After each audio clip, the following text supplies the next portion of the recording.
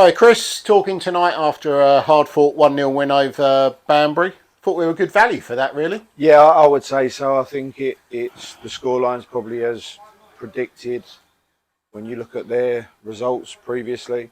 Um, Also, don't think you could have argued if that would have ended fours. With again maybe not been as careful in front of goal as we could have been with some real Yeah. good chances. And listen, as I sort of said to the boys in there, someone will get a hide in at some point because we're creating good chances and we just need those moments of calmness. But I thought first half was pretty dominant. They changed shape to what we probably anticipated. We expected them to play what they did second half. But giving them the respect, they previously they play quite narrow. They're good at getting men behind the ball, and we think that the bits we've watched them, they're really good on transition and they break quickly. Yeah. So we always say about going over, around or through, and we thought today was a game for going over them, getting it into Mars quickly and allowing us to get out the pitch. And I thought that was outstanding for us first half. I think we were well worth the 1-0 lead at that point. Well, I think really we probably could have been worth more than that, really. They didn't have a single shot in the first half. No. Obviously, with that they're going to come out flying in the second half. Was it a different side that you faced in the second half, do you think? Yeah, I think probably the side we faced in the second half was probably what we expected in the first half, to be honest. But also I felt that we gave the ball back to them quite a bit. We sat a little bit too deep. We didn't get up. But then in order to get up, the ball's got to stay up there a little bit longer than it did. But also you've had 2 or 3 really good chances second half to relax and ease the pressure off the back line. And it just didn't quite happen for us today. So my problem would be when them chances aren't coming. Obviously we need to be a little bit more careful in front of goal, but it'd be when them chances aren't coming, that's when there's a little bit, right, okay, back to drawing boards. Better to create them and miss them than not create them at all. So, no, I think clean sheet's always phenomenal. Boys at the back have defended resiliently. And like I say, we've still probably had the better chances, despite not being the team in command second half. I still think we've had the better chances of the fixture. And listen, it goes like that, I suppose, doesn't it? Whether we score 2 or 3, the points are the same, so we've still got 3 points, haven't we? Yeah, and obviously that moves us up a little bit now, up into 14th. But the league's very tight. I think there's only 3 points difference between 14th and 4th. Yeah. So anyone can put a run together really and start climbing. I'll be honest with you, Neil. I probably don't start looking at it until mid-November. It's just one of them calculating points, and we just have to keep churning results after results because games are coming. Thick and fast. Yeah, I think, I don't know, it may be standing on my soapbox a little bit. I think the league have to look at helping teams at this level out. We go into the FA Cup again after a Tuesday night fixture, but step 2 haven't had the Tuesday night fixture, so we've got to deal with that. I think maybe the league can look at when the FA Cups are scheduled and give teams a free week for it, but we have to just keep going. We've got another one on Tuesday, which is obviously a local derby. I'm buzzing for Donners and Eddie for getting their first 3 points today. I like both of them as human beings. I think they're fantastic fellas, but also from a personal perspective, that monkey's off the back now, isn't it? That they're not going to come here with that nervousness that they might get their first 3 points. So it helps us relax a little bit as well in terms of expectations that would be in the ground.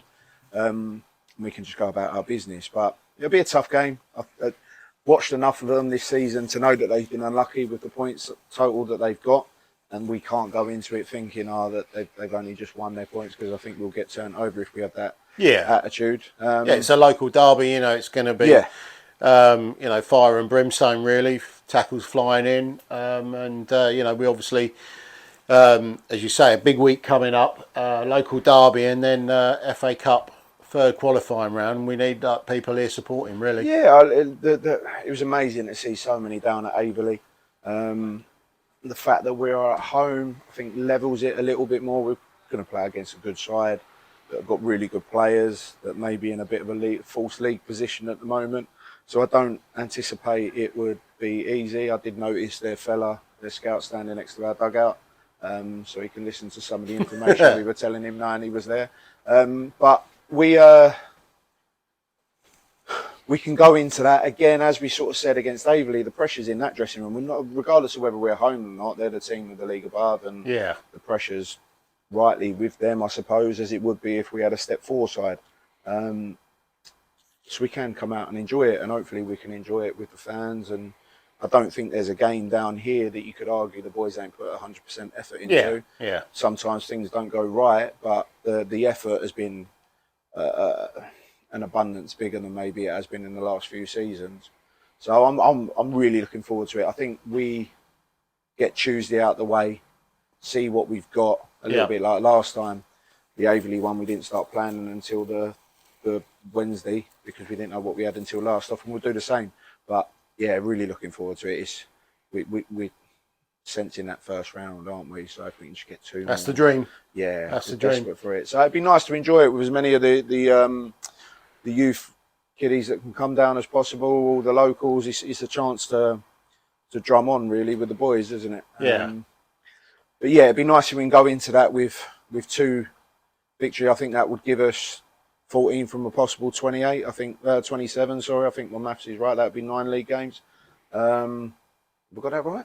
I think so. Yeah. So if we can go in 14, then we've got what we're looking at is half points. And after the Lowestoft game, we were picking up a third of the points. So yeah, it's a big week for the boys. They've got to recover properly and be ready for Tuesday night, because the expectation is going to be 3 points and a solid performance. Yeah, and obviously injury-wise, I know you've had a couple of the guys out with the reserves today, trying to get a few minutes in. Yeah.